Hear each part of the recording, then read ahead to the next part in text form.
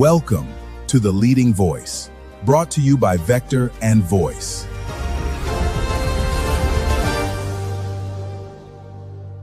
Welcome to episode 2 of the Leading Voice podcast, ladies and gentlemen, the podcast when we inspire excellence in mathematics education, one conversation at a time. I'm your host, Al Wilson, and in today's conversation, we are tackling a massive shift in classroom culture. We want to move mathematics away from an exercise in rote memorization and shift it towards an experience of true mathematical freedom for all of our students. And so to get us started today, what I want us to do is I want us to put ourselves in the seats of our students. I want you to simply close your eyes and visualize yourself back in your high school classrooms. Think about what that experience was like, right? And so for most of us, math class was an endurance test of speed and memorization. We sat in forward-facing rows looking at our teacher at the front of the classroom. And if we couldn't recall the facts from our notes or from the textbook within the first 3 seconds of the problem being presented to us, or if we couldn't replicate the exact steps that were outlined on the dry erase board, then what happens to our thinking, right? We feel defeated and we say to ourselves, we're probably not math students, so we're probably not math people, right? So, what would happen for our students if we stop treating our curriculum as a rigid checklist of standards and instead treated it like an interconnected web of overarching concepts and big ideas? So, to highlight this point, what I want to do is draw on some powerful insights from Dr. Joe Bowler. She talked about a phrase that might sound paradoxical to many educational traditionalists. And in her study, she embarks on how to design classrooms where every student feels welcome, they have a growth mindset, and they do this by utilizing visual pathways and leveraging what she coins low floor, high ceiling tasks. The secret to making this shift accessible isn't in rewriting our entire syllabus overnight or rewriting our curriculums overnight, right? It's in changing our thinking and reshaping the nature of the tasks that we put in front of our students. Traditionally, we rely on worksheets, and what happens is we inadvertently create a status of hierarchy within our classrooms. A lot of the high flyer students that have quick procedural skill sets and fact fluency, they're going to sprint ahead. And a lot of our at risk students, what's going to happen? Those students are going to check out, right? And so instead of our coaching cycle and our collaborative planning sessions being centered around standards and problems from the textbooks that align with those standards, what we want to do is we want to focus on designing and implementing low floor, high ceiling tasks. These tasks are open ended problems where every student can find an entry point and we can stretch their thinking to more complex and sophisticated heights. And one of the fascinating insights that Dr. Joe Bowler talks about in her book is that every time the brain processes math, there are 2 pathways that are involved.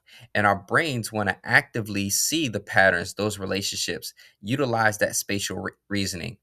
And what happens with our traditional curriculum? Well, that traditional curriculum is going to strip away that mathematical reasoning. And what's it going to do is it's going to hand the teacher a bunch of isolated objectives and procedures, and we're going to pass those right down to our students. And so, if you're not sure what I'm talking about, let me give you a concrete example. If you introduce a mathematical concept, taking into account something advanced like series or sequences in calculus, right? By handing out the formulas and abstract ideas, what's going to happen? You might lose maybe half of your students before the lesson even starts. They're going to see that, they're going to see all those symbols, and they're going to say, man, I don't know what's going on. I don't understand this at all, right? How many times have we heard that? I don't understand. And so if we utilize growing patterns and connecting ideas, building on that schema and using visual representations, and then ask our students, well, what do you notice? What do you wonder? What's happening here? That's going to change everything for our students. When we give our students isolated mathematical experiences, we're cutting off their ability to reason mathematically. Uh, we know as educators that math isn't just about finding an answer. It's about communicating those pathways to those answers. How do you find the solution? If you think about it from a workforce readiness perspective, Conrad Wolfram from Wolfram Alpha once remarked that employees who can only calculate answers but can't communicate their mathematical reasons are completely unusable. Um, and if you really think about it, in the age of AI, computers can handle calculations, our calculators can handle calculations, but it takes human beings to be capable of handling that reasoning. Does this make sense? And if so, why does it make sense? That's the important piece that our students need. So, how do we lead this shift in our schools, especially when our classrooms contain students of varying levels of proficiency? And the answer isn't in tracking students or splitting them into some type of pseudo flex grouping based on their abilities. The answer is in changing the archetype of the type of questions that we assign. This brings us to the operational strategy for a lot of the instructional leaders, and that goes back to the low floor, high ceiling task. Again, these are open ended questions that require for those enduring understandings through those 8 mathematical principles highlighted in our Common Core standards that makes it accessible for every student, no matter what their background is. And so the students can break through that glass ceiling and allow them to reach incredibly complex, high reaching mathematical reasoning, right? And so if you are a classroom teacher or an instructional leader listening to this, I'm pretty sure at this time you might be feeling a little pressure, might be a little uncomfortable. You might even be saying to yourself, "Yeah, this sounds great in theory, but I have a benchmark, or I have to stay on top of the pacing that's outlined by my district. Uh, I don't have time." That's a key one, right? I don't have time to slow down and deepen every student's conceptual understanding.